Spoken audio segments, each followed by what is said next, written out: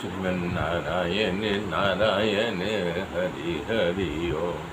श्रीमन्नारायण नारायण हरि हरि ओम। जब भी पितामह के आते हैं तो वहाँ पर्वत जी, नारद जी, ध्रुव महाराज, भगवान वेद व्यास, बृहस्पति, भरद्वाज मुनि शिष्यों के साथ, परशुराम जी, वशिष्ठ जी, इंद्र, प्रमद ऋषि, तीर्थत महाराज, गुरुस्मत, असित, कच्छीवान, गौतम ऋषि और अत्रि महाराज, विश्वामित्र, सुदर्शन जी आदि सब लोग वहाँ पहले से ही उपस्थित थे। संसारियों के लिए संसारी लोग आते हैं, वो अखंड ब्रह्मचारी थे, उनके लिए बड़े बड़े ऋषि वहाँ आए हुए थे।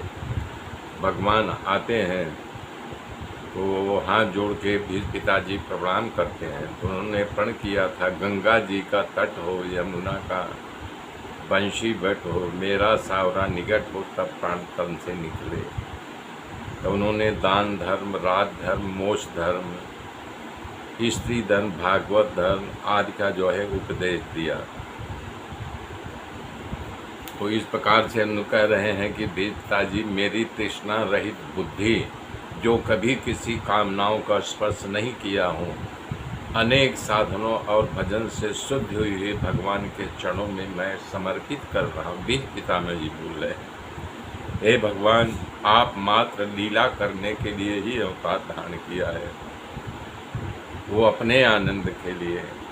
त्रिभुवन में मुझे कृष्ण से ज़्यादा सुंदर कोई दिखता नहीं है, जिसका श्री विग्रह तमाल वर्ण श्याम है, सूर्य की किरणें जैसे पीताम्बर पीला रेशमी वस्त्र अत्यंत शोभायमान है, और कमल समान मुख पर बाल की लट लटक रही है।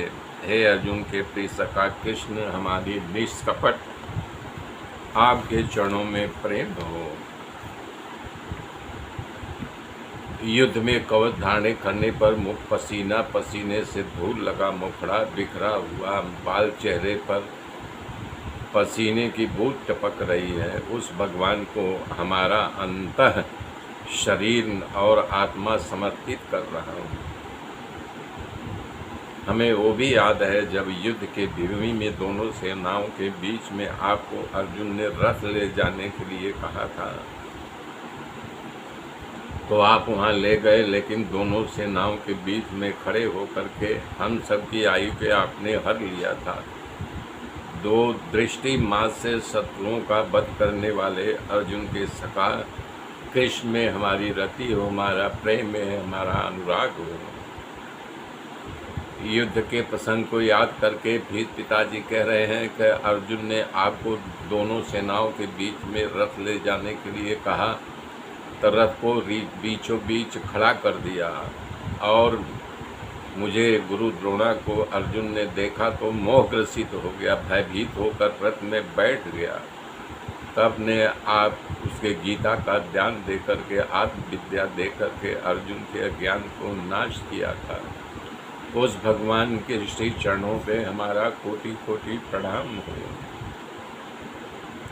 धीरे धीरे भीष्म पितामह जी के शरीर शांत हो गया, सब कुछ मौन हो गया। जैसे शाम हो जाने पर पक्षियों का कलरव चीव चीव चाव चाव चाव करते करते अचानक शांत हो जाता, उसी प्रकार भीष्म पितामह का शरीर शांत हो गया।